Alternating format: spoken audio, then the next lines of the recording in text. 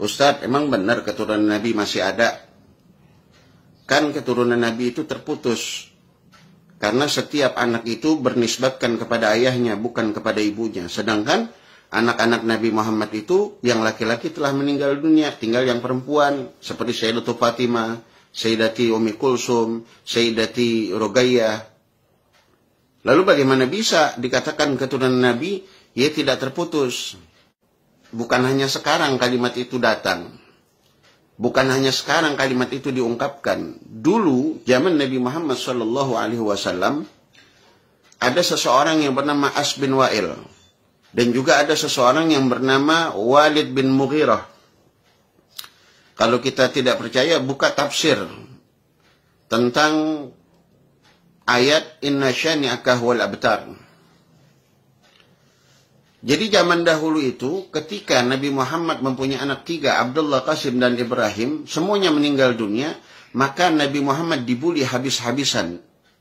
Nabi Muhammad diledek habis-habisan, Inna Muhammad abtar, sesungguhnya Muhammad itu terputus keturunannya, nggak punya penerus daripada perjuangannya. Nabi diam, Nabi tidak menjawab. Sebab setiap jawaban Nabi tergantung wahyu yang Allah berikan. Ternyata apa? Allah menurunkan satu ayat, Inna syani'aka huwal abtar. Ya Muhammad, sabar. Sesungguhnya orang-orang yang membenci engkau, merekalah orang-orang yang terputus. Jadi di dalam ayat tersebut ada kalimat syani'aka. Kalimat syani'aka ini dari kata syana'an. Makna syana'an ini kebencian. Kebencian yang ditaruh bukan pada tempatnya. Yang berasal dari iri, dengki. Di zaman dahulu itu udah ada. Makanya abtar ini kebencian yang tidak mendasar. Kebencian yang tidak ditempatkan pada tempatnya. Kebencian yang lahir dari sifat iri dan dengki terhadap seseorang. Nah mereka iri kepada Nabi. Mereka dengki kepada Nabi. Sehingga mengatakan keturunan Nabi terputus. Barulah Nabi Muhammad SAW mengatakan di dalam satu hadisnya yang diriwayatkan oleh Sayyidina Umar bin Al-Khattab. Hadis ini diriwayatkan oleh Imam Tabrani. An Umar bin Al-Khattab radhiyallahu ta'ala anhu. Sami'tu Rasulullah sallallahu alaihi wasallam yaqul, kullu bani unsa fa inna asabatahum li abihim. Ma khala walada Fatimah fa inna ana asabatahum wa ana abuhum. Bahkan di riwayat lain, redaksi lain dikatakan fa inna ana asabatahum wa ana abuhum wa ana waliyuhum. Bahwa sesungguhnya setiap anak-anak yang lahir daripada rahim ibunya yang perempuan itu, mereka dinisbatkan kepada ayah mereka. Ma khala walada Fatimah. Kecuali anak-anak daripada Sayyidatul Fatimah, mereka bernasabkan kepada Sayyidatul Fatimah. Nabi mengatakan, fa inna ana asabatuhum wa ana abuhum wa ana waliyuhum. Aku yang menjadi asabah mereka, aku yang menjadi ayah mereka, aku yang menjadi wali-wali mereka. Ini saya dengar dari kecil, dari guru saya, Sayyidul Walid Al-Habib Al-Barkah Bahrul Fahamah, Sayyidul Walid Al-Habib Abdurrahman bin Ahmad bin Abdul Qadir As-Segaf. Jadi gak bisa saya diracuni dan kami-kami diracuni dengan kebencian kepada habaib. Jadi zaman Nabi udah ada tuh namanya As bin Wa'il. Udah ada namanya Walid bin Mughirah. Nah mereka diputuskan nasabnya. Maksudnya apa? Nggak punya anak. Mereka punya anak. Mereka punya anak.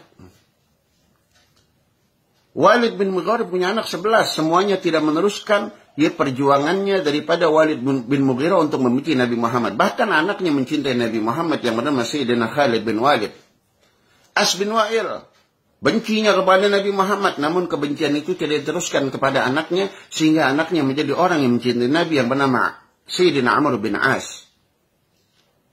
Dan kebencian ini terus berjalan. Setiap zaman, setiap waktu ada orang yang membenci keluarga Nabi Muhammad.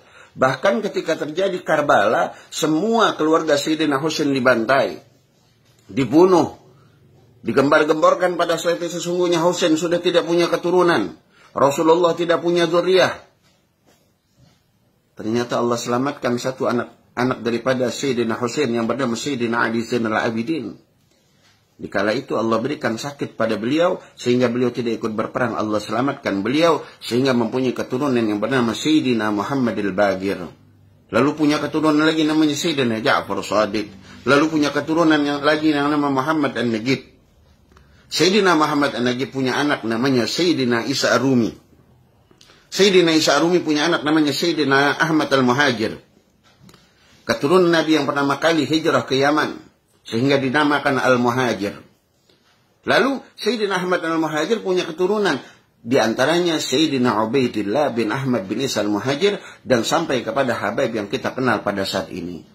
Jadi kalau bicara kebencian kepada Habib dari zaman dulu sudah ada. Kebencian kepada dzurriyyah Nabi sudah dari dulu sudah ada.